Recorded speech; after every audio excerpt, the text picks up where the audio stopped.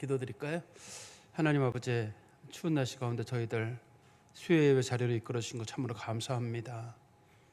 그저 하나님 영광 돌리려고, 하나님께 예배하려고, 찬양 드리려고, 기도 드리려고 하나님 앞에 나왔습니다. 한 심령 하나님 불쌍히 여겨주시고 간절한 마음으로 나온 주의 자녀들의 영광을 받아주시며 또한 더불어 주의 자녀들에게 넘치는 은혜를 허락하여 주시옵소서. 특별히 찬양 올려드린 우리 여종들을 기억하시고 저들의 수고 가운데 하나님께서 넘치는 은혜를 허락하여 주옵소서. 예수 그리스도의 이름으로 기도하옵나이다. 아멘. 우리 오늘 읽었던 사무엘하 2장 12절부터 23절까지 말씀을 통해서 이스라엘과 유다의 전쟁 첫 번째라고 하는 제목으로 하나님 말씀을 전하겠습니다. 앞부분에 나와 있는 내용을 제가 조금 정리를 해드리고 다시 오늘 좀 말씀을 계속해서 말씀드리겠습니다. 지난번 말씀에 보면 이제 사울 왕이 죽었습니다. 사울 왕이 죽고 난 다음에 다윗이 어떻게 해야 될지를 몰라가지고 하나님 어떻게 할까요? 라고 하니까 하나님께서 헤브론으로 올라가라 이렇게 말씀하셨습니다. 그래서 다윗이 헤브론으로 올라갈 때 그의 두 아내 이스라엘 여인 아히노암하고 갈멜 여인 아비가일을 데리고 헤브론으로 올라갔습니다. 물론 그때 아이들이 있었습니다. 다윗에게는 아이들이 있었습니다, 당시에.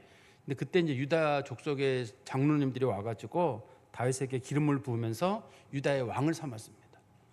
다윗은 이미 그 사무엘상 16장에서 그 사무엘이 기름을 부어가지고 그때 이미 왕을 삼았습니다. 그렇지만 왕이 된 건 아니에요. 그런데 이제 여기 와가지고 유다 사람들이 와가지고 유다의 왕을 삼은 겁니다. 그리고 사무엘하 5장에 가면 이스라엘의 전체 장로들이 찾아와가지고 다윗 왕에게 다시 기름을 붓고 다윗이 그때 왕이 돼요. 그 기름을 부는 장면이 성경에 3번 나오는데 사울 왕도 3번 있었습니다. 기름 부은 장면이. 그러니까 하나님이 기름 부으시는 거는 하나님께서 임명하시는 거고, 이제 나머지 2번은 그 백성의 지도자들이 우리의 지도자로서 우리 왕을 맡아달라. 그러면 왕도 나도 하나님의 대리인으로서 당신에게 성실하게 왕으로 하겠다라고 이제 언약을 맺거든요. 이제 사무엘하 5장 3절에 보면 나옵니다. 언약을 맺고 그리고 이스라엘의 왕이 되는 거예요. 그냥 기름 부어서 왕이 되고 우리에게 철권 통치를 해야 이런 게 아니라 왕의 원칙이 있습니다. 하나님의 법을 그 나라에 시행한다는 원칙. 이게 언약을 어기는 경우 그 사람이 폐위를 당해도 좋다는 약속입니다. 이게. 그렇기 때문에 이스라엘의 왕은 자기가 왕이지만 왕 위에 하나님이 계시다는 것을 전제로 어떤 권한을 행사하게 되어 있습니다. 제일 먼저 다윗이 이제 길르앗 야베스 사람들에게 사람을 보내가지고 당신들이 사울 왕을 도와준 것을 정말 내가 고맙게 생각한다. 그리고 동시에 당신들 나한테 와서 무릎을 꿇어라. 다윗이 이렇게 2가지를 동시에 요구를 하게 됩니다. 우리가 이제 익숙한 표현 중에 하나가 이제 길르앗 야베스라는 말을 자주 쓰잖아요. 근데 원래 히브리어에는 뭐라고 되냐면 야베스 길르앗이라고 돼 있어요. 이게. 원래 그 길르앗 야베스란 말의 뜻이 길르앗이란 말의 뜻이 돌무더기란 뜻이고 야베스라는 말의 뜻이 메마른 땅이란 뜻이거든요. 그래서 원래 뜻이 메마른 땅에 있는 돌무더기. 그 요르단 지역, 이게 요르단 지역 쪽이거든요. 요르단 지역에 가보신 분들은 이게 뭘 얘기하는 줄 알아요. 진짜 물 하나 없이 완전히 건조한 지역이 있어요. 요르단에 페트라나 뭐 이렇게 뭐 와디럼 이런 데 가보신 분들 있잖아요. 완전히 진짜 뭐 이스라엘 그 건조 지대랑은 비교도 안 될 정도로 완전히 건조한 지역이에요. 여기를 그래서 야베스 길르앗이라고 불러요. 우리 가이사라 빌립보 있잖아요. 가이사라 빌립보도 성경적인 명칭은 빌립보 가이사라예요. 근데 워낙 가이사라 빌립보가 입에 익숙해 가지고 안 고치고 저도 가이사라 빌립보라고 합니다만 최근에 번역된 성경책들은 다 빌립보 가이사라라고 돼 있습니다. 근데 이 길르앗 야베스는 입에 아주 붙어 있어 가지고 이거를 안 고치는 거예요. 이게 그 대표적인 경우가 어떤 경우냐면 우리 성경에 보면은 뭐 길이를 나타낼 때 1규빗, 2규빗 이런 규빗이라는 용어 있잖아요. 규빗이 히브리어 아닙니다. 이거 영어예요. 히브리 규빗이 영어라는 용어고 히브리어로는 암마라는 용어가 있습니다. 그 사람 손을 쟀을 때 팔목부터 시작해가지고 손 폈을 때 요 3번째 손가락 맨 끝까지의 길이 이걸 히브리어로 암마라고 부르거든요. 그래서 히브리어 성경책에 보면 다 암마로 돼 있습니다. 그게 암마 이렇게 그 어깨 두드리다 할 때 안마 말고요. 암마 미음자 들어가는 암마라고 하는데 그 암마라고 돼 있어요. 근데 이거를 사람들에게 익숙한 말로 번역을 하다 보니까 아마 규빗이란 말로 하면 좋겠다. 그래서 규빗이란 말로 번역을 하니까 사람들이 이게 아마 히브리어에도 규빗으로 돼 있지 않나 생각하기 쉬운데 영어입니다. 영어예요. 또 우리 성경에 나오는 그런 비슷한 것 중에 한 가지가 뭐냐면 나오미 있잖아요. 나오미의 이름도 히브리어로는 노옴이에요. 근데 영어식 이름에 나오미가 하도 유명해져 가지고 그냥 번역을 할 때 나오미로 번역을 해요. 히브리어 성경책을 보면 노옴이라고 돼 있습니다. 그게. 그래서 이스라엘 사람들끼리 부를 때는 노오미 노오미 이렇게 부를 거거든요. 근데 사람들이 익숙한 표현으로 우리나라 성경책에서 옛날에 규빗 이런 거를 자 혹은 척 이런 용어로 썼었어요. 옛날에 한자, 두자, 척. 근데 우리나라 사람들의 머릿속에 자 그러면 30cm라는 그런 기준이 있다 보니까 그걸 자를 잘못 적용하게 되면 또 오해가 있을까 봐 그걸 규빗이라는 말로 이제 바꿔가지고 일반적으로 통일을 해놨는데 또 뒤에 가면은 이제 에스겔서 같은 데 가면 척이라는 용어가 있거든요. 척이라는 용어는 요거랑 좀 달라요. 그게 이제 1m 정도 되는 것도 있고 그 길이가 또 좀 더 긴 것도 있어요. 성경에서 나올 때는 보면은 2m짜리도 있고 그거는 척을 설명이 에스겔서에 붙어 있습니다. 그게 어느 정도 나무 몇 개의 길이만큼이다라고 이제 표시를 해놓은 게 있거든요. 어떻든 간에 그 길르앗 야베스긴 한데 그래도 머릿속에는 이게 원래는 야베스 길르앗이라는 뜻이라더라라고 하고 메마른 지역에 있는 돌이 많은 그런 지역을 부르는 말이다. 이렇게 정도만 알고 있으면 될 것 같아요. 잘 아시는 대로 이 사람들이 사울왕이 죽었을 때 그때 사울왕을 구해주러 간 사람들이었거든요. 그래서 이 사람들은 사울왕에 대한 철저한 충성을 하는 사람들이에요. 다윗이 생각할 때 자기가 나중에 나라를 통일하는데 제일 먼저 걸림돌이 되는 사람이 누구냐면 이 사람들이에요. 이 사람들은 사울과 사울의 가족들에 대해서 목숨 걸 사람들이거든요. 그러니까 다윗이 고맙다고 얘기를 하면서 이제는 왕이 바뀌었다. 사울왕 가족들 죽었다. 그리고 이스라엘의 왕은 현재 나다. 물론 그 유다 지역의 왕은 다윗이고 이스라엘의 왕은 이스보셋입니다. 아직까지는. 그렇지만 다윗이 연락을 해가지고 내가 왕이다. 이런 식으로 통곡을 하면서 나한테 머리를 조아리라고 얘기를 하죠. 그리고 난 다음에 이제 성경에 보면 사울의 군대 장관이었던 아브넬이라고 하는 사람, 그 사울의 사울과 아브넬은 뭐 사촌 정도 되거든요. 서로 이스보셋을 데리고 이제 마하나임으로 가요. 성경에서 보면 이제 마하나임이라는 말의 뜻이 하나님의 군대가 있었다. 그래서 야곱이 그곳의 이름을 마하나임으로 붙여요. 원래 이름을. 그죠? 우리 창세기 보면 나오잖아요. 거기서 야곱이 돌아오는 길에 하나님의 군대를 만나서 거기 마하나임이라고 붙이는데 원래 마하나임의 뜻은 부끄러운 사람 이런 뜻이에요. 마하나임이라는 말의 뜻은. 근데 우리가 야곱이 이름을 붙일 때 내가 그곳에서 하나님의 군대를 봤다 하고 그곳의 이름을 마하나임이라 하니라 이렇게 돼 있어가지고 우리는 마하나임은 하나님의 군대 이렇게 떠오르기 쉬워요. 근데 마하나임의 원래 뜻은 부끄러운 사람, 부끄러움의 사람. 그러니까 그 야곱이 자기가 상당히 마음에 부끄러운 일이 있고 이렇게 좀 수치스러운 일이 있었다. 그런 뜻으로 마하나임이라고 이름을 붙였는데 마하나임이라는 곳은 그 요단강을 기준으로 그러니까 여리고 있잖아요.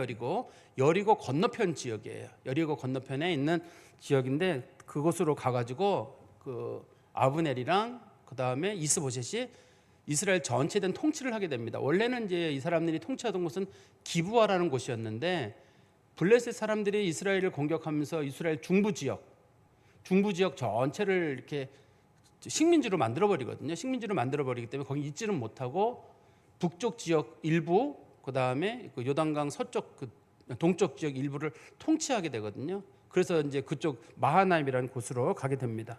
그래서 그곳에 가서 그 이스보셋이 2년 동안 왕이 있어요. 근데 우리가 성경에 보면은 이스보셋이 죽고 난 다음에 다윗이 곧바로 왕이 되는 걸 우리는 성경상 내용이 그렇게 돼 있거든요. 그런데 이스보셋이 왕이 되고 2년 만에 죽게 되는데 다윗은 왕이 되고 난 다음에 7년 6개월 만에 이스라엘의 왕이 돼요. 그러니까 유다의 왕이 되고 나서 7년 6개월 만에 왕이 된다고 돼 있거든요.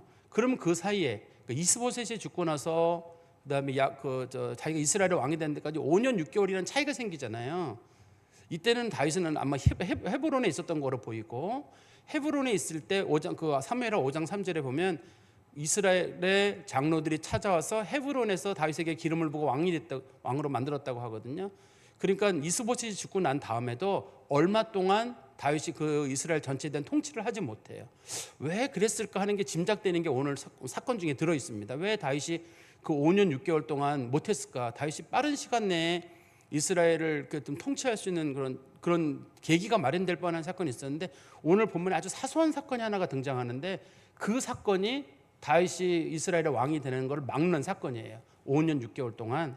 나중에 성경 보시면서 한번 살펴봤으면 하는 그런 바람이 있습니다. 한번 성경 말씀 볼까요?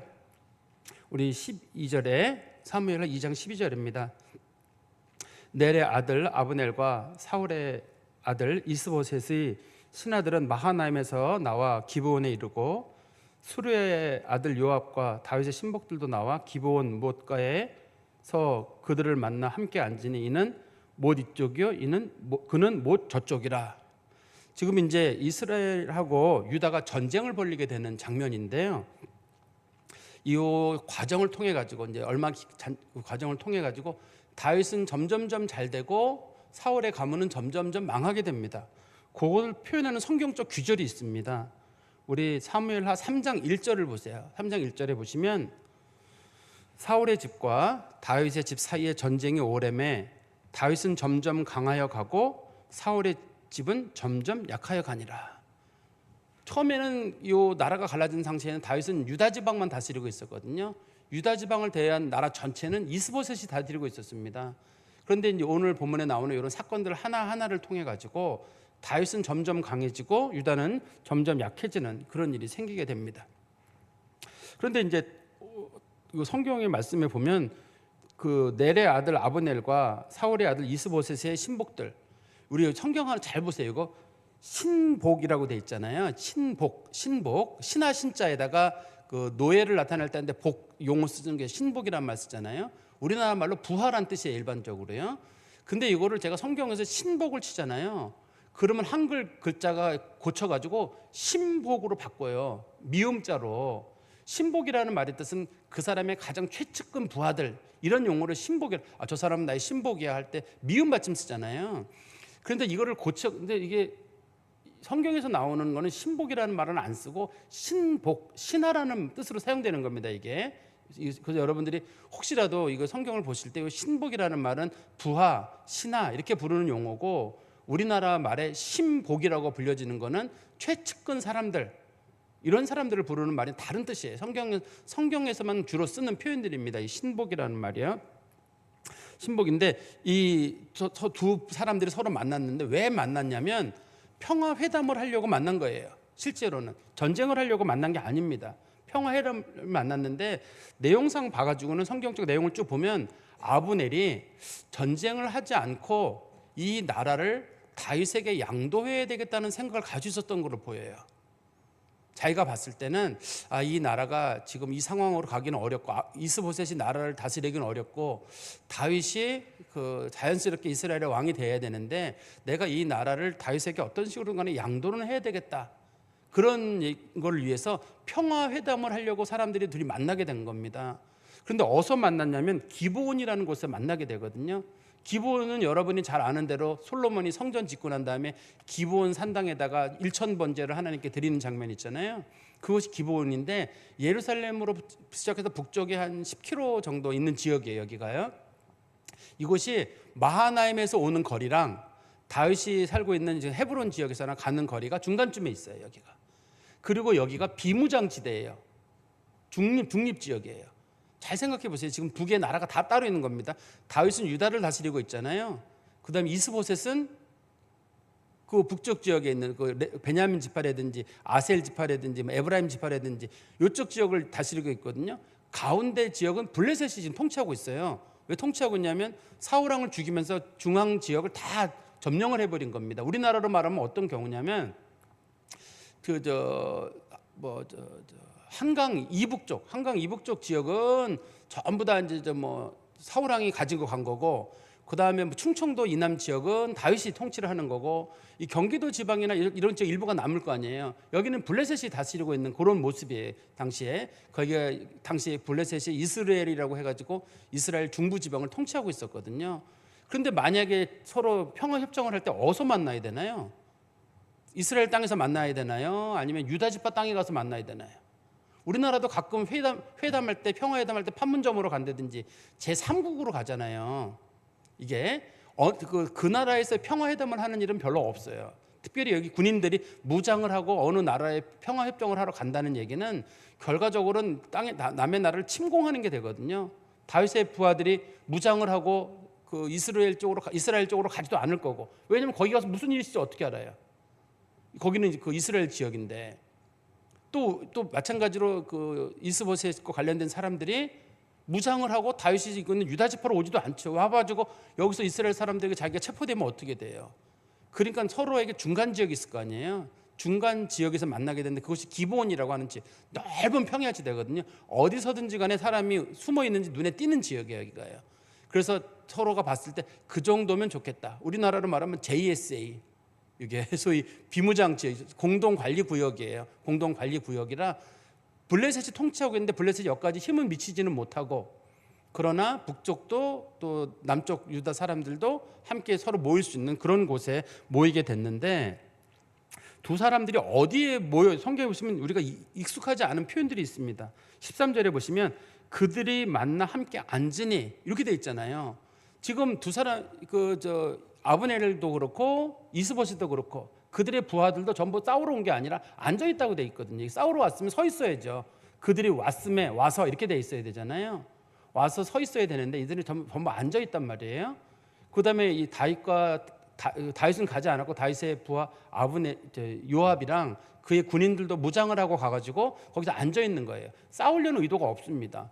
그리고 그들이 어디에 서로 마주보고 앉아 있냐면 기브온 못가에 서로 앉아 있어요. 우리나라 말에 못이란 말은 연못이잖아요. 우리나라 말에.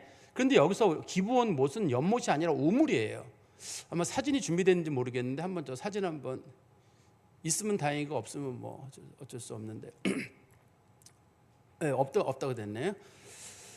제가 좀 설명을 드릴게요. 이거 이제 기브온에 가면 그 기브온 이스라엘 사람들이 거기를 다스리기 전부터 가나안 사람들이 거기다가 큰 우물을 팠어요. 그 직경이 한 10m 정도 돼요. 나중에 보여드릴게요. 한 10m 정도 되는 그런 우물이에요, 이게. 그리고 깊이도 한 수십 미터 되는 우물이에요. 근데 이 우물을 내려갈 때 우리나라처럼 두레박을 내려서 물을 뜨는 우물이 아니라 이 우물은 사람들이 걸어서 내려가는 계단이 있어요. 계단을 쭉 내려가는 겁니다. 계단을 타고 내려가서 거기서 만약에 적이 쳐들어왔을 때 그 우물 안쪽 깊은 부분에 사람들이 숨을 수 있는 비밀 통로들이 있어요. 거기에. 그러니까 우리가 생각하는 조그만 우물이 아니라 거대한 우물이라고 생각하시면 돼요. 그런데 그 안쪽에 들어가면 사람들이 숨을 수 있는 큰 공간이 있고 그 안에 연못이 있거든요. 그래서 사람들이 여기가 보통 경우 물도 좋고 경치도 좋은데 이게 기브온이라고 하는 지역의 가운데 이게 있단 말이에요. 그래서 이 사람들이 이걸 왜 만들었냐면 가나안 사람들이 언제든지 적이 쳐들어오면 자신들이 제일 어려운 게 뭐냐면 이스라엘에서는 물을 확보하는 게 제일 어려워요. 특별히 이제 보통의 경우는 사람들이 그 물을 차단한다든지 그런 일이 생기게 되기 때문에 물 있는 곳 제일 안쪽에 숨으면 안전하기 때문에 이거는 원래 가나안 사람들이 파놨던 우물이에요. 근데 크기 직경이 10m 정도 되는 거니까 꽤 넓은 우물인 거죠. 그 우물 안에 우물이 이렇게 있으니까 사람들이 그 우물을 보고 서로 마주 서 있는 거예요. 근데 그 우물이 직경이 10m라는 얘기는 멀지 않다는 뜻이잖아요. 서로 적이 대치하려면 여러분들이 연못이라 그러면 큰 호수가 있고 호수를 마주보고 서로 이렇게 앉아 있다 그러면 이해가 되는데 요거는 우물을 하나 마주보고 서로 앉아 있는 거잖아요. 그러니까 이걸 싸우러 온 게 아니라 이걸 평화회담을 하러 온 거예요. 서로 간에 싸우는 목적이 아니라는 거, 지도가 있답니다. 한번 보시죠. 저거예요. 저게 이제 기본 못이에요. 저거 보이시죠? 제가 설명드리는 게 저 정도 넓이가 저 정도 되고 저 옆으로 보면 계단이 있습니다. 원래 오른쪽 저게 안 보이는 부분에 계단이 있거든요. 계단 타고 내려가면 돼요. 근데 더 깊은 부분도 있어요. 저거 지금은 좀 저거 됐는데 원래는 저 깊이가 한 15m 정도 되거든요. 실질적으로는 채워도 될 것 같아요. 어떻든 간에 그래서 사람들이 평화회담을 하러 모였으니까 제가 다시 한번 설명을 말씀드리면 요 이스보셋의 사람들은 지금 마하나임에서 기브온으로 온 거고 다윗의 사람들은 이제 헤브론에서 기브온으로 온 겁니다. 그리고 그들이 중립지대라고 불려지는 기브온의 연못가에서 우물가에서 서로 만나가지고 얘기를 나누는 겁니다. 그러니까 서로 대화를 하려고 한 거지 전쟁을 하려고 모인 건 아니라는 거예요. 그때 아브넬이 한 가지 제안을 합니다. 어떤 제안을 하냐면 14절에 보십시오. 아브넬이 요압에게 이르되 원하건대 청년들에게 일어나서 우리 앞에서 겨루게 하자. 요압이 이르되 일어나게 하자 하매 그들이 일어나 그 수대로 나아가니 베냐민과 사울의 아들 이스보셋 편에서 12명 또 다윗의 신복 중에서 12명, 이렇게 총 24명이 이제 서로 겨루기를 하기로 했습니다. 근데 각기 16절입니다. 상대방의 머리를 잡고 칼로 상대방의 옆구리를 찌르매 일제히 쓰러진지라. 그러므로 그곳을 헬갓 핫수빔이라 일컬었으며 기브온에 있더라. 그날의 싸움이 심히 맹렬하더니 아브넬과 이스라엘 사람들이 다윗의 신복들 앞에서 패하니라. 그런데 갑자기 그 아브넬이 한 가지 제안을 요압에게 하게 됐는데요. 싸우자고 한 게 아닙니다. 이거를 오해하시는 분들은 아마도 다윗과 골리앗 사건을 생각하시는 분들이 계세요. 다윗과 골리앗 사건 때 그때 골리앗이 나와서 뭐라 그러냐면 대표 나와라. 나도 블레셋 대표다. 전쟁에서 가장 피해를 적게 보는 방법은 대표가 나와서 대표가 이기면 전쟁을 지는 거로, 이기는 거로 하고 지면 지는 거로 하자. 그리고 당시에는 대표가 나와서 하는 전쟁이 있는 거거든요. 근데 블레셋에서 골리앗이 나온 이유는 키가 워낙 크잖아요. 골리앗의 키가 한 290 몇이라고 돼 있거든요. 그러니 굉장히 키가 크고 등치도 크고 그런 사람인데 나와서 한다고 할 때 누구도 그 사람하고 싸울 수 없는 게 싸웠다가 지게 되면 나라가 전체가 지는 거로 하는 거예요. 이때 근데 아무도 나갈 수가 없는데 다윗이 한번 나간다고 하니까 형들이 너 미쳤냐는 거예요. 네가 만약에 지게 되면 나라가 망하는 건데 너 하나 죽는 게 문제가 아니라 너 지금 여기 놀러 왔냐 그러는 건데 사울이 더 이상 안 되겠으니까 한번 나가봐라. 나가봐라. 그래서 다윗이 나가는 거잖아요. 근데 다윗이 무장도 하지 않고 나갈 때 돌멩이 5개, 성경에 보면 저희 물맷돌이라고 불려지는 거, 물맷돌 5개 들고 나가가지고 그걸 가지고 이제 싸워서 이기는데 또 뭐 어떻든 간에 그거는 이제 대표끼리 싸우는 전쟁이거든요. 여기서 말하는 12명은 대표는 아닙니다. 이거는 그 대표가 아니라 그 아브넬이 우리 그냥 저 평화회담으로 왔는데 심심한데 우리 부하들끼리 한번 좀 싸우자고 한번 해봅시다 하고 이제 게임을 하자고 하는 겁니다. 이거 지금 전쟁의 목적이 아니에요. 이때 당시에 사람들이 들고 있던 칼을 헤렙이라고 부르거든요. 히브리어로. 여기 보면 히브리어로 16절에 머리를 잡고 칼로 상대방의 옆구리를 찔렀다 이렇게 돼 있잖아요. 칼이 히브리어로 헤렙이라고 해요. 영어로는 칼이 그 양쪽으로 칼날이 있는 소드라는 말 있잖아요. 우리 뭐 소드라고 불려지는 거, 스워드라고도 불려지는 거, 그거를 이제 부르지만 실제로는 그렇게 긴 칼이 아니라 짧은 칼이에요. 아주 단검이에요. 단검을 가지고 나가서 싸우진 않잖아요. 전쟁을 할 때는 적어도 칼 길이가 있어야 되지 않겠어요? 근데 요거는 그 군인들이 자기 옆구리에 차고 있는 보통 그런 칼이거든요. 그 칼을 가지고 자 우리 이제 부하들끼리 한번 칼싸움 한번 하는 거 보자. 이렇게 한 겁니다. 지금 이게 두 가지 용도예요. 하나는 상대방의 전력이 어느 정도 되는지 확인하는 거. 죽이는 게 목적은 아닙니다. 이게 두 번째 용도는 시간도 그런데 우리 한번 뭐 심심한데 우리 부하들끼리 한번 칼싸움이나 하는 거 봅시다. 그래서 사람 죽이는 목적은 아닙니다. 이게 그런데 이 서로가 장난삼아 게임을 한 거였는데 그 중에서 보면은 게임을 꼭 싸움으로 가는 사람이 있는 거예요. 싸움으로 가다 보니까 누군가에게 슬쩍 칼에 스쳤다든지 그러니까 또 화가 확 나는 바람에 야 이거 한번 싸워보자 그래가지고 상대 칼이 너무 짧잖아요. 그러니까 상대방의 머리를 잡고 칼로 찔러야 돼. 최대한 붙어가지고 찔러야 된단 말이에요. 그래서 성경에 보시면 나오죠. 상대방의 머리를 잡고 칼로 찔렀다는 말이 나오는 이유는 칼이 너무 짧은 칼이었기 때문에 원래는 칼이 큰 경우는 머리를 잡고 자르는 게 아니라 멀리서 그냥 칼로 이렇게 찔르든지 베어야 되잖아요. 근데 이거는 칼이 너무 짧은 칼이어가지고 상대방의 머리를 잡고 아주 붙어가지고 여기서 말은 아주 붙었다는 뜻이에요. 아주 붙어가지고 사람들이 서로를 죽이는 그런 일이 생겼다는 겁니다. 이게. 그래서 그곳의 이름을 나중에 뭐라고 불렀냐면 헬갓 핫수림. 우리 성경책엔 조그만 글씨로 날카로운 칼의 밭 혹은 증오의 벌판 뭐 그런 뜻을 가지고 있는데요. 거기서 이제 많은 사람들이 죽게 된 겁니다. 그러면서 이게 뭐가 됐냐면 전면전이 돼버린 거예요. 처음에는 평화회담을 하러 온 거예요. 이게요. 평화회담을 하고 서로 앉아가지고 그 기본 못가에 쭉 앉아가지고 자 우리 그럼 심심한데 한번 싸움이나 한번 해볼까 하고 이제 서로 나가서 칼싸움 이렇게 하고 그리고 이제 서로 탐색한 다음에 돌아가는 거예요. 근데 상황상 봤을 때는 아브넬이 이 상황에서 서로 상황이 친해지게 되면 내가 나라를 다윗에게 바쳐야 되겠다는 그런 마음이 있었던 거 뒤에 보면 나옵니다. 이게 그런 상황으로 이제 여기 아브넬이 와 있는 거거든요. 그런데 이게 큰 전투가 돼버린 거예요. 생각지도 않은 전투가 돼버린 건데 게임을 하면서 긴장을 푼다고 한 거였는데 하다 보면 왜 다치는 사람이 생기잖아요. 그래서 그 중에서 보면 성격이 약간 다혈질적인 사람이 너 나 때렸어? 자, 그래, 그럼 하면 또 너도 그래? 그러면 칼 들고 서로 하다가 그래가지고 이 사람들이 막 다치고 죽는 일이 생기는 거예요. 이 사소한 일이 큰 일이 되는 경우입니다. 이게 사소한 일이 큰 일이 되는 경우인데 왜 여러분들 그런 경우 같죠? 이게 친구들끼리 게임하다가 혹은 명절 되면은 가족들끼리 모여가지고 윷놀이나 그 화투 치다가 꼭 칼부림 나는 게 명절 되면 나오잖아요. 뉴스에 보면 나오죠. 가족들이 뭐 칼부림을 했다더라. 원인이 뭐냐? 윷놀이 해가지고 뭐 100원을 잃었대더라, 뭐 1000원 잃었대더라, 화투하다가 뭐 그랬대더라. 뭐 그런 거 비슷하다고 보시면 돼요. 정말 여기서는 이렇게 평화회담을 하러 와서 좋은 얘기를 나누려고 한 거였는데 이게 결과적으로 승부욕이 강한 사람이나 이런 자기에게 조금이라도 피해가 오는 경우 그걸 못 견디는 사람이 있거든요. 그 사람은 이거를 평화나 그런 거 상관없이 지금 어떻든 간에 긴장 관계에 놓여 있지 않겠어요? 유다 나라라는 나라와 이스라엘이라는 나라가 분리된 상태에 있을 때 서로 긴장 관계에 있다 보니까 이 사람들이 이거를 큰 싸움으로 결국 만들어버린 거예요.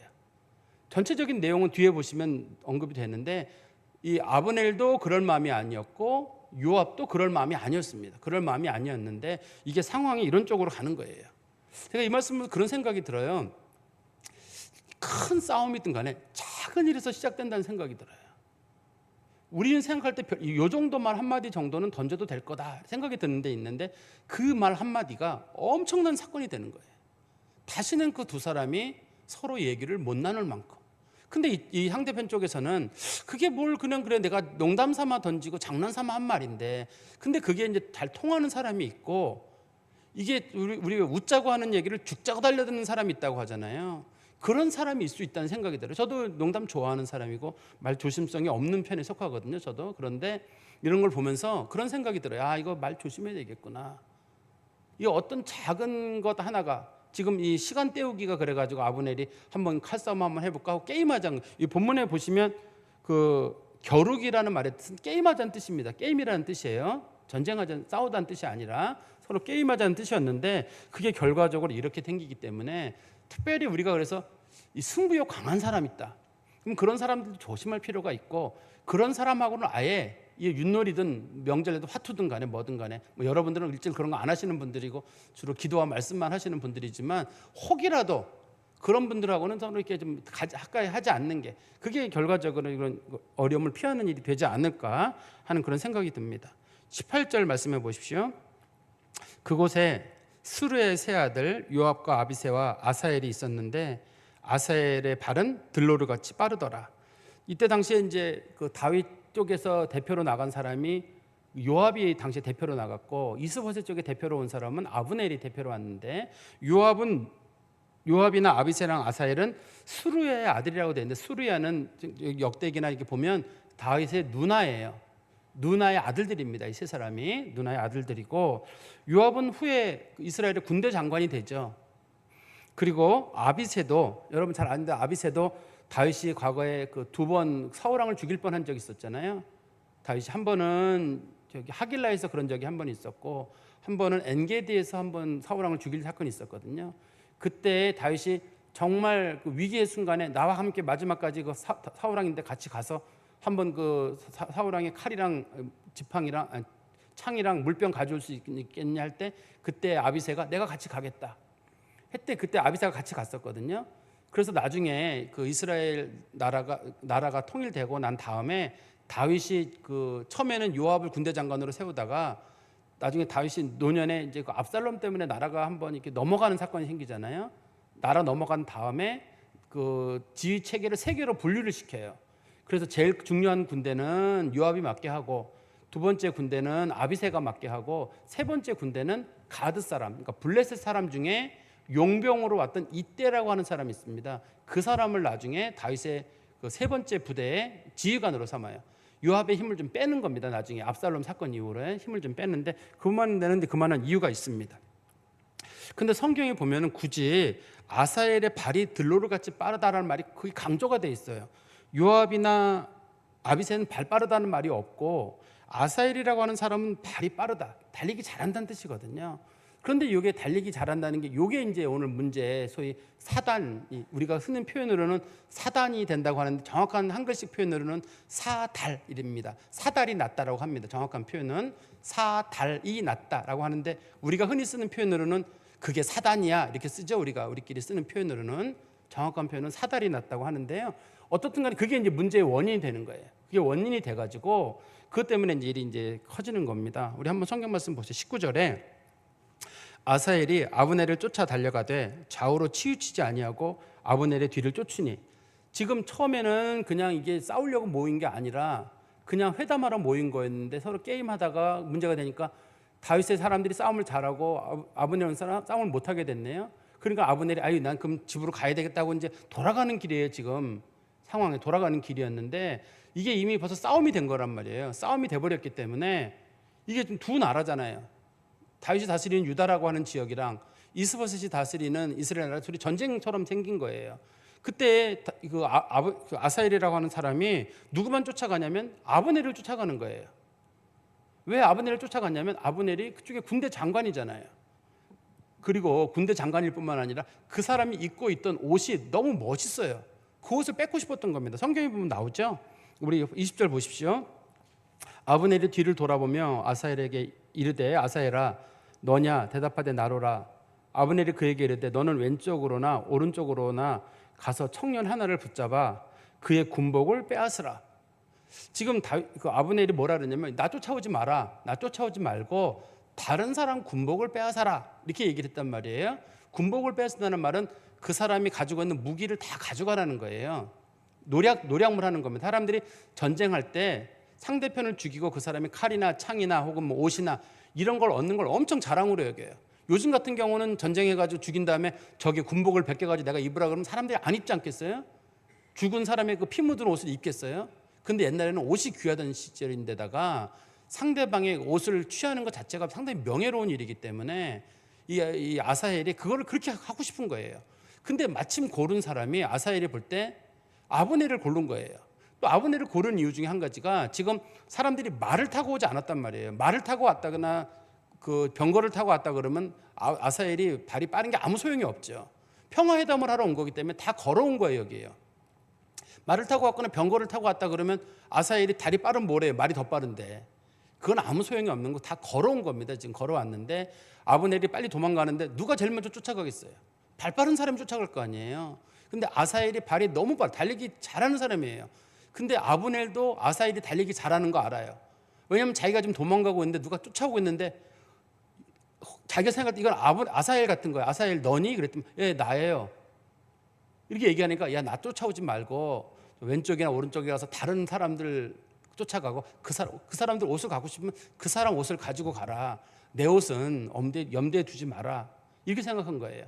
그런데 아사엘이 아브넬 쫓아간 이유는 일단은 그 사람이 제일 높은 사람이기도 하고 두 번째는 그 사람의 옷이 탐나기도 하고 세 번째는 자기가 달리기를 잘하잖아요. 쫓아가가지고 달려가면서 그 사람을 찌르면 된다는 생각을 한 거예요. 근데 아브넬은 이스라엘 전체 싸움을 제일 잘하는 사람이거든요. 군인 중에. 그러니까 군대 장관이잖아요. 지금 아사엘은 나이로 봤을 때 다윗이 지금 아직 30살밖에 안 됐으니까 아사엘은 조카다 보니까 나이가 얼마 안 될 거 아니에요. 전쟁 경험이 얼마 안 될 거 아닙니까 이게? 형 요압은 전쟁 경험이 있지만 전쟁 경험이 없는데 이 아브넬이 전쟁 경험이 많은 사람하고 싸워서 이길 수 있나요? 이게 쉽지 않죠. 전쟁에 이렇게 뭐 애들처럼 달리기 잘한다고 해가지고 이기는 거 아니잖아요. 달리기 잘해가지고 이긴 사람이 이기는 걸 하지 이런 게 아니잖아요. 근데 아브넬은 어떻게 할 수 있는지 알고 있는 사람이거든요. 그래서 다윗이 21절에 다시 보십시오. 청년 하나를 붙잡아 그의 군복을 빼앗으라 하되 아사엘이 그에게 하기를 원하지 아니하고 그의 뒤를 쫓음에 22절입니다. 아브넬이 다시 아사엘에게 이르되 너는 나 쫓기를 그치라. 나 쫓아오지 마라.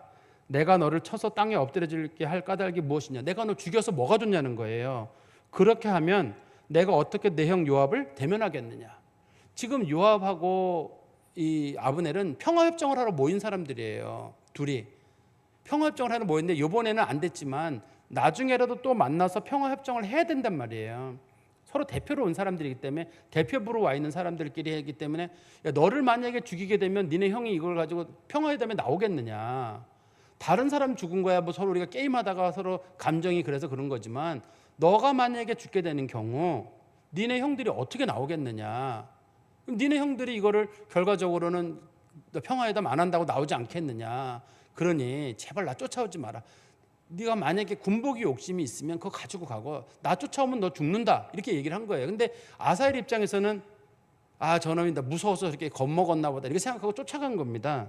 성경에 다시 보십시오. 그래서 23절에 그가 물러가기를 거절하며 아브넬이 창 뒤끝으로 그의 배를 찌르니 창이 그의 등을 꿰뚫어 나간지라 그곳에 엎드려져 죽음에 아사엘이 엎드려져 죽은 곳에 이르는 자마다 머물러 섰더라. 머물러 섰다는 말은 애도했다는 뜻이거든요.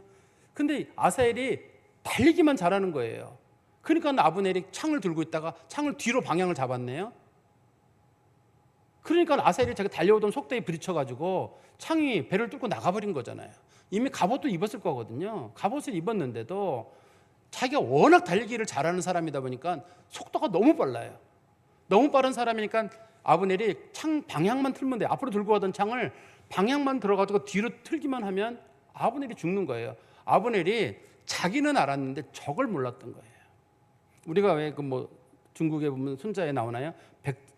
지피지기면 백전불태다 그런 말 있잖아요. 우리가 알고 있기로는 백전백승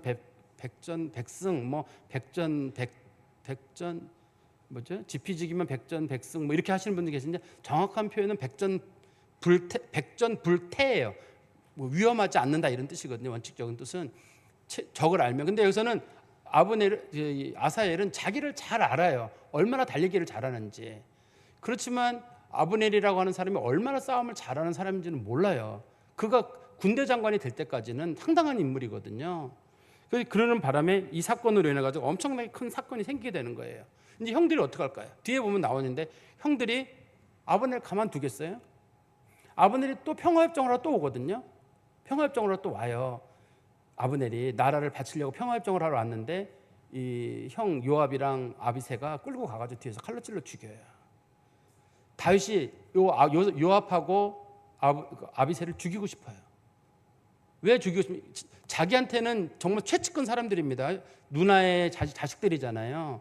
그리고 다윗이 전쟁할 때마다 요압하고 같이 전쟁을 했거든요. 다 이겼어요. 요압이 좋은 사람이에요. 그리고 자기가 압살롬 피해 도망갈 때도 자기 마지막까지 도와준 사람이에요.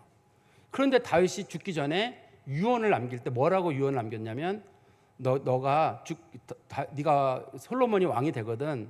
솔로몬아 요압을 반드시 죽여라. 그거를 유언으로 남겨요. 왜 유언을 남길까요? 다윗이 죽을 때 꼭 유언을 남깁니다. 뭐라고 유언을 남기냐면 네가 왕이 되거든 요압을 살려두지 말고 반드시 죽여라. 그런데 요압이 그걸 대충 눈치를 채가지고 성전에 숨어버리거든요. 근데 다윗이 끌어내서 죽여라. 솔로몬이 끌어내서 죽여라. 그래가지고 성전에 숨어있는 거 끌어내가지고 죽여요. 요압을. 그럼 도대체 요압이 무슨 잘못을 한 사건인가? 이 지금 아사엘이랑 아브넬은 전쟁 중이잖아요. 이스라엘에서는 전쟁 중에 죽인 거에 대해서는 책임을 묻지 않아요. 원칙적으로. 그러니까 전쟁 중에는 적을 봐가면서 죽인 줄은 없는 일이란 말이에요. 우리나라도 가끔 전쟁할 때 보면 전쟁 중에 양민을 학살했다고 책임을 묻잖아요. 그거는 전쟁의 원칙에 맞질 않아요. 전쟁할 때는 누가 적인지를 모르기 때문에 그냥 싸울 수밖에 없어요. 그때 만약에 양민은 누구하고 누구는 보호하고 한다 그러면 결과적으로 우리 군대가 전멸하는 방법밖에 없어요. 군대는 그런 선택의 여지가 별로 없단 말이에요. 전쟁을 할 때는. 그렇기 때문에 전쟁을 할 때는 원칙적으로 전쟁에서 사람을 죽인 거에 대한 책임을 묻지 않아요. 하나님께서 다윗이 전쟁 중에 얼마나 많은 사람을 죽였는지 몰라요. 특히 암몬 사람들은 키 큰 사람들 성인들은 다 죽였거든요. 이 다윗이. 그렇지만 하나님께서 네가 그 암몬 사람 많이 죽인 것 때문에 책임을 묻는 이런 얘기는 없어요. 주로 우리아의 아내 밧세바 죽인 거랑 그다음 우리아 죽인 사건에 책임을 하나님께서 물으시지 수많은 사람을 죽인 거에 책임 묻지 않아요. 그래서 전쟁 중에 사람을 죽인 것에 대한 책임은 묻지 않거든요. 그렇지만 이 아사엘의 죽음으로 인해 가지고 요압하고 아비새가 자기 그 형제를 죽였다고 해가지고 이거를 전쟁 사건을 보지 않고 개인 원한 사건으로 보는 거예요. 원한 사건으로 봐가지고 보복을 하는 겁니다. 보복을 하니까 다윗이 어떻든 저 그림이 나올 건 아닌 것 같은데 다윗이 봤을 때는 전쟁 중에 죽은 거에 대해서는 보복하지 못하게 돼 있는데 저렇게 보복을 한다는 거는 이것은 결과적으로 다윗과 아브넬이 평화협정을 맺고 또 아브넬이라고 하는 다윗 그 사울 집안에 남아 있는 마지막 사람이거든요. 다윗이 앞에도 보면 아말렉 사람이 자기가 그 사울을 죽였다고 할 때 그때 아말렉 사람을 죽였잖아요. 반드시 죽이라고 하도 죽인 이유는 뭐냐면 다윗이 피의 보복자예요. 그 사울 왕의 가장 가까운 친척이란 말이에요. 아브넬도 마찬가지로 사울 왕의 친척이기 때문에 다윗이 그 사람의 피의 보복자인 거예요. 반드시 죽여야 되는 거예요, 다윗이. 다시 무슨 말씀 이해가 되세요? 다윗이 왜 죽을 때 솔로몬에게 죽이라고 했냐면 전쟁 시에 사람이 죽거나 이런 건 상관없어요. 아브넬이 그 아사헬을 죽인 건 전쟁 시에 죽인 거거든요. 그거에 대해서는 보복이 없어요, 원칙적으로는. 근데 일상적인 죽음, 그러니까 평화 협정을 하러 왔는데 죽인 거, 요압이랑 아비새가 죽였거든요. 그거에 대해서는 다윗이 이거는 평화 협정의 문제랑은 이거는 전쟁의 문제가 아니라 개인적인 보복이기 때문에 그 사람들이 죽인 거에 대한 책임을 누가 져야 되냐면 다윗이 이 사울 왕의 집안의 마지막 피해 보복자예요. 성경에서는 그걸 우리가 소위 다른 말로는 기업 물을 자라고도 부르죠. 그래서 그 사람은 반드시 그 사람을 죽여야 돼요. 그 사람을 안 죽이게 되면 벌을 받게 돼 있어요. 이스라엘은 살인을 막기 위해서 누가 누구를 죽였으면 제일 먼저 누가 죽이냐면 죽은 사람의 가족이 가서 그 사람을 반드시 죽여야 돼요. 안 죽이면 하나님 앞에 벌을 받게 돼 있어요. 우리 마음 같아서는 재판정에 끌고 가가지고 그건 나중의 일이고, 원칙적으로는 제일 먼저 죽이게 하고 그 다음에 그 사람이 도망가서 도피성에 숨어 있으면 나와가지고 재판을 받을 수는 있지만, 도피성에 숨지 않는 경우는 일단은 가족 중에 제일 가까운 사람이 그 사람을 죽여가지고 다시는 이런 살인사건이 일어나지 못하게 하는 거거든요. 근데 요압도 다윗의 친척이에요.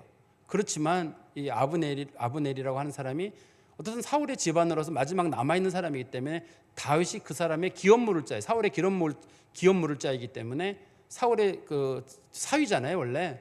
그러다 보니까 다윗이 그거에 대한 책임을 지고 요압을 죽이라고 얘기를 하는 거예요. 제가 좀 말씀을 좀 정리해서 말씀드리면, 이 사건이 왜 큰 사건이 되게 되냐면, 이 사건만 없었더라면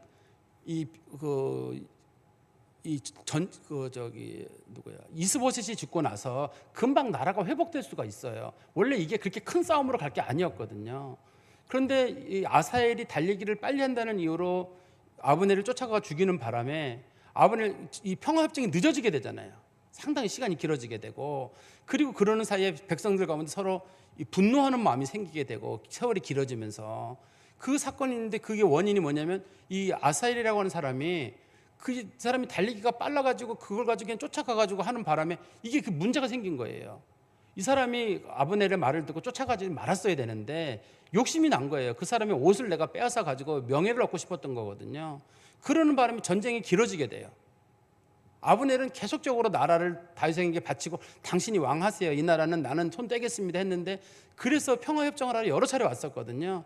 그런데 그것을 결과적으로 이 아사엘 사건 때문에 요압이랑 아비새가 참지 못하고 결국은 평화협정을 하러 왔던 대사로 왔던 사람을 죽이게 되면서, 그러면서 이게 회복이 안 된 상태로 전쟁이 길어지게 돼가지고 다윗이 원래는 왕이 되는 게 다윗이 32살에 왕이 돼야 되는데 다윗이 37, 8살까지 가는 거예요. 이스라엘 나라는 블레셋의 혼란기로를 걷게 되거든요. 그게 어떤 사건이 바로 이 사건 때문에 그래요. 제가 말씀을 정리해서 말씀드리면, 이 본문에는 두 가지 사건이 껴 있는데, 하나는 이 아브넬의 잘못이 하나가 있어요. 그저 그냥 심심해가지고 게임하자고 한 거였는데, 근데 칼 가지고 하는 게임이다 보니까 이게 어떻든 간에 뭐가 싸움이 날 수밖에 없는 게임이잖아요. 그냥 작은 거였는데 이게 큰 싸움이 돼버려가 전쟁이 돼버린 거. 그러니까 우리가 작은 것 하나라도 조심하자, 그런 뜻이 하나가 들어있는 것 같고, 두 번째는 아사엘이 내가 가진 것만 보고 너무 무리하게 아브넬에게 달라붙은 거예요. 자기가 가진 재능은 달리기를 잘하는 건데 자기보다 달리기 잘하는 사람은 없어요. 근데 달리기 잘하는 사람이 싸움도 꼭 잘하는 건 아닙니다. 싸움 잘하는 사람은 따로 있는데 이 사람은 달리기를 잘하다 보니까 그게 자기 재능인 줄 믿고 계속 쫓아간 거예요. 그러다가 이 사람이 자기 재능만 본 거예요. 그러나 재능은 그게 단점일 수도 있거든요. 그 사람이 머리가 좋다, 그게 그 사람에게 단점일 수도 있단 말이에요. 운동을 잘한다, 운동 잘하는 사람은 운동으로 망가지더라고. 축구 잘하는 사람 보니까 오른발을 잘 못 쓴대요. 하도 공을 차가지고 발이 휘어져가지고. 야구 선수들 보니까 어깨가 아파가지고 잘 못한대요. 테니스 잘 치는 사람들은 테니스 이거 앨범가 나가가지고 잘 못하고, 운동 잘하는 사람들은 어떻든 중년 지나고 가면 반페인이 되더라고요. 소위 국가대표급 선수들은 말이에요. 그 사람이 그만큼 운동을 잘하는 사람들은 꼭 그렇게 간단 말이에요. 근데 뭐든지 간에 사람은 자기가 가지고 있는 재능이 있으면 그 재능에는 소위 좋은 면도 있고 나쁜 면도 있어서 그것을 그냥 적당하게 잘 활용하면은 달란트가 되지만 그게 교만의 수단이 될 수도 있고, 그거 가지고 그렇지 못한 사람들을 얕잡아 보는 일이 될 수도 있고, 이 본문에서는 아사엘이 자기가 달리기를 잘한다는 그거 하나에 너무 무게를 가지고 있다가 그것 때문에 이 아브넬한테 죽게 되고 그것이 너무 큰 사건이 돼버린 거예요. 그냥 적당하게 좀 물러설 줄 알고 딴 사람 가서 옷 가져가라 그러면 그 정도면 돼야 되는데 자신이 있었거든요. 그래서 이게 문제가 생긴 거예요. 그래서 우리도 마찬가지, 우리가 가지고 있는 어떤 재능들이나 좋은 것들이 있을 수 있잖아요. 그때도 재능을 가지고 좀 겸손한 마음으로 그걸 잘 가지고 있어야지, 난 이걸 잘하니까 이건 내 달란트다, 넌 이거 못하지, 이것도 못하는 게 뭐, 그런 식으로 사람을 얕잡아보는 게 아니라 그것이 도리어 자기를 겸손하게 만드는 그런 수단이 되지 않게 되면 그게 나중에는 그게 단점이 되는 수가 있어요. 단점이 되는 수가 있기 때문에 우리가 요 아사엘의 이런 죽음을 보면서 조금 좀 겸손한 마음으로 세상을 보는 그런 성도 되시기를. 또 제가 이 말씀을 보면서 어떤 마음이 드냐면, 아사엘이 달리기가 조금만 늦었더라면 좋았을 것을, 조금만 달리기를 못했다면 좋았을 것을 하는 그런 아쉬운 마음을 갖습니다. 기도하겠습니다. 하나님 아버지, 주님께 감사합니다. 저희들이 성경 말씀을 보면 저희들이 잘 보지 못했던 부분들 이렇게 말씀을 연구하면서 하나씩 하나씩 깨달아갑니다. 주의 말씀이 또 정미하고 저희들의 삶의 모든 부분을 비춰주며 그 시대 사람들뿐만 아니라 만세를 사는 모든 사람들이 주의 말씀 가운데 깨달음을 주시려고 주신 말씀인 줄 믿습니다. 하나님 아버지, 작은 것 하나에도 조심하게 하시고 또 우리가 가지고 있는 많은 재능들, 때로는 그것이 우리들에게 걸림돌이 될 수 있다는 사실을 기억하고 더 겸손함의 기회가 되게 하여 주시옵소서. 예수 그리스도 이름으로 기도하옵나이다. 아멘.